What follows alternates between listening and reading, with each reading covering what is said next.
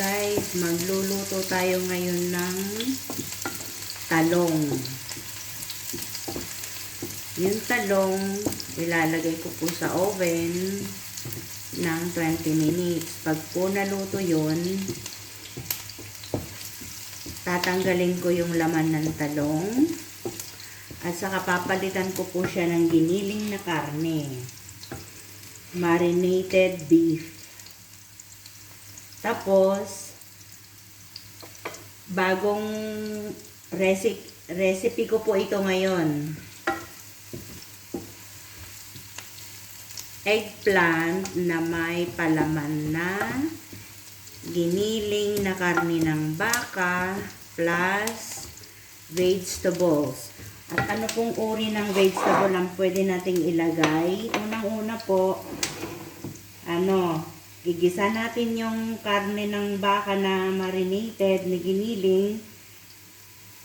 Tapos po, saka natin isahog itong ginayat ko ng pino na carrots at saka zucchini. Yun. Saka, igisa po natin siya ng sibuyas. Diba? Kung yung ating carrots ay matagal na maluto, uunahin po natin yan bago ang karne. No, pagkaluto na yung carrots, pwede natin siyang isahog dito sa marinated na karne ng baka. Tapos, saka natin isunod na iluto yung baka. Kapag po yun maluto na, total marinated na po siya, lagyan na lang po natin siya ng tomate frito. Yun po yung tawag dito sa Espanyol, yung tomato sauce. Ready-made na po yun. Ayun po yung pampadagdag ng sarap sa ating giniling na karne na ipapalaman natin doon sa ating karne. Ay, talong pala, sorry. Yan, luto natin si eggplant. Tapos, tatanggalin natin yung talong.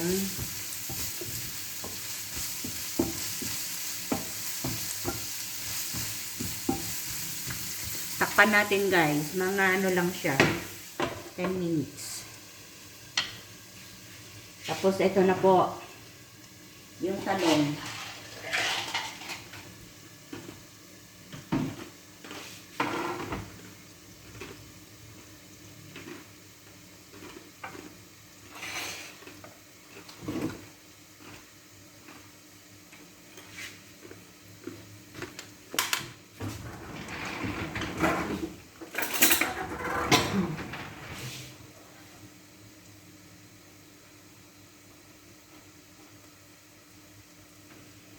Yung talong po ay tanggalin natin yung laman.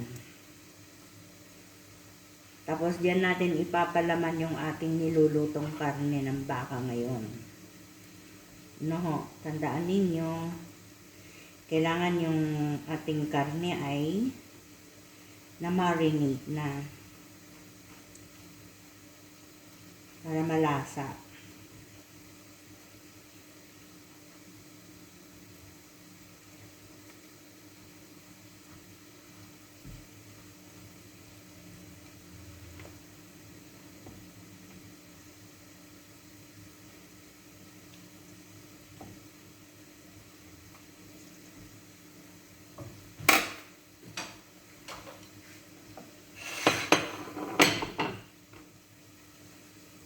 Ito po si talong.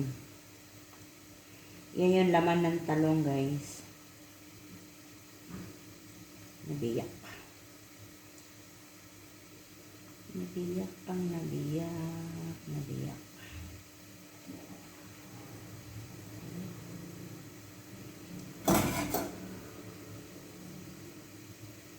Kailangan huwag mo mabiyak yung talong.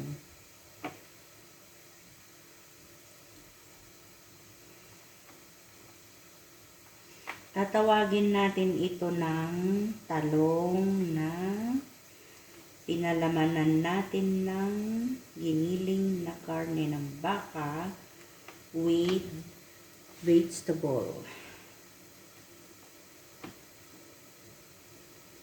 Dati, yung mga niluluto kong ganitong talong, giniling na karne ng baka lang po guys, ang pinapalaman ko dyan. Gusto kong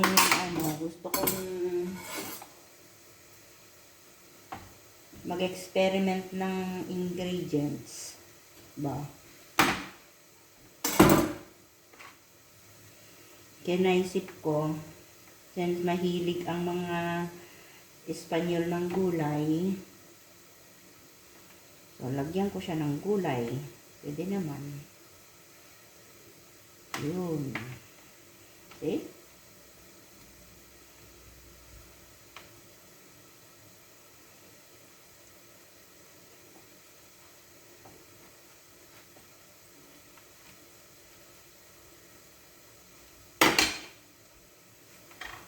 Ano?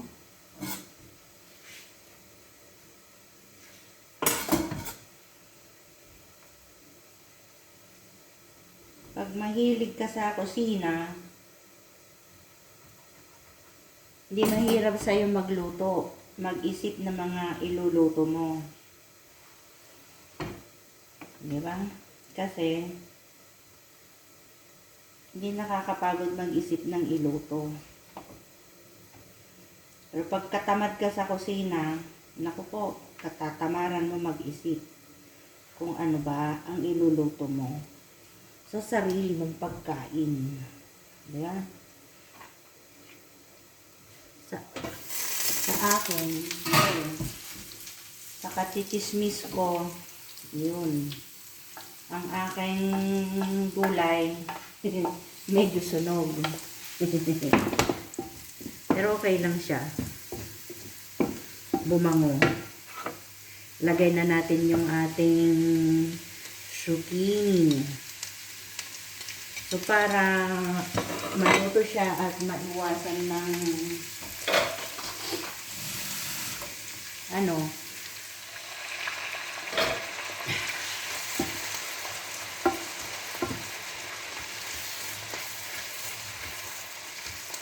maiwasan siya ng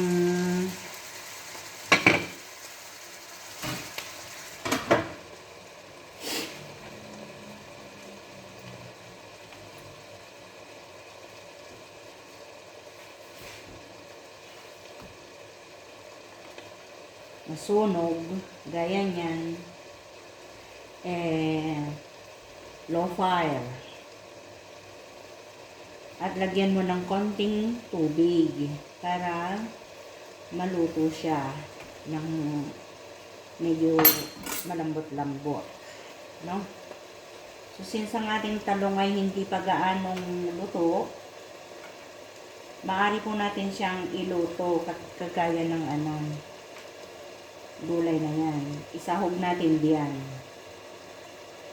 No? Ayan, guys. Ito ang ating talong. Ayan.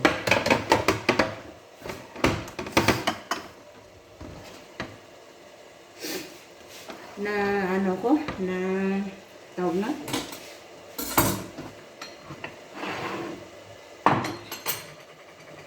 Ilong ko nababarado dahil diyan sa hiniwa kong luya. At saka nasuna. Gayatin ko yung talong, yung laman loob ng talong. Saka isahog yan sa niluluto nating gulay na zucchini at saka carrots. Para masarap, malambot. Saka natin ngayon igisa yung ating karne. Of course, tatanggalin natin yung ating gulay muna. Kasi luto na yung gulay, yung karne hindi pa. So, igigisa ko po ulit yan.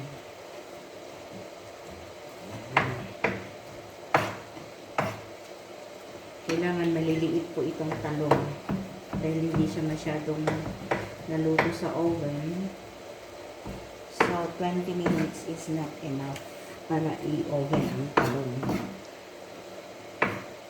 Sa laki ba naman ng talong, ang kakapal, ang lalapad pa. So, igigisa ko ulit siya ng kalahating sibuyas, guys. Yung ating giniling na karne na marinated, ha? Pagkaluto yung ating gulay, karne naman natin ngayon. Ating isahog. Ating iluluto. Okay? So, that's it.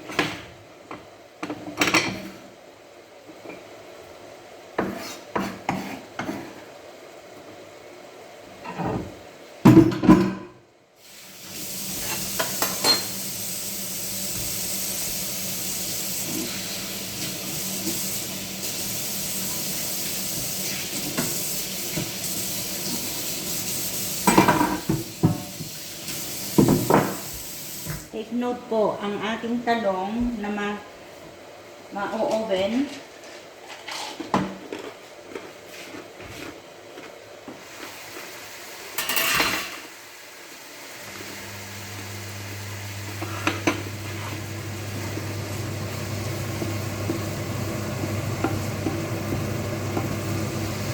kailangan po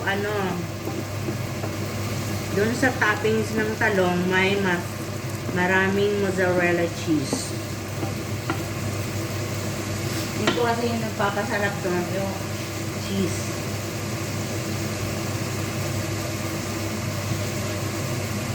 Mozzarella cheese. Now, yung talong na tinanggal ko sa katawan ng talong, igisa natin kasama ng zucchini at saka carrots, no?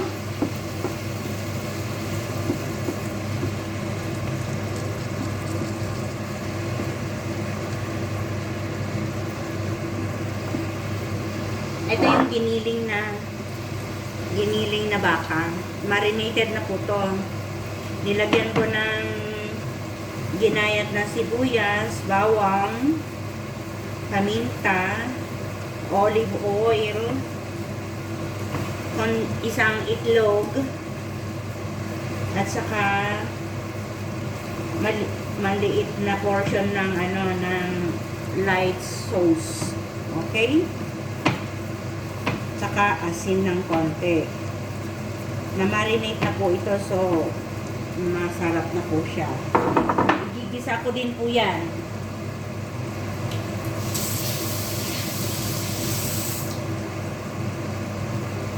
Kapag katapos ng maigisa, lahat, ano po siya,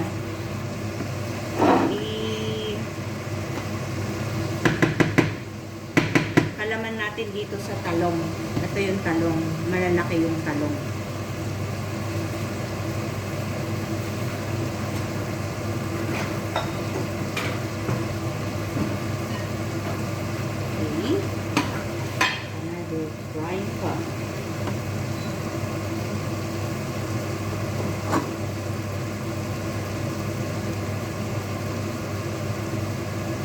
Since marami yung karne, 1 kilo ko yun.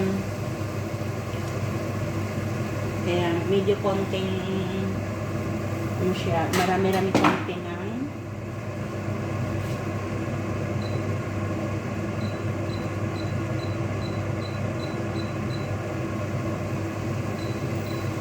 okay, yung talong okay na siya. Okay?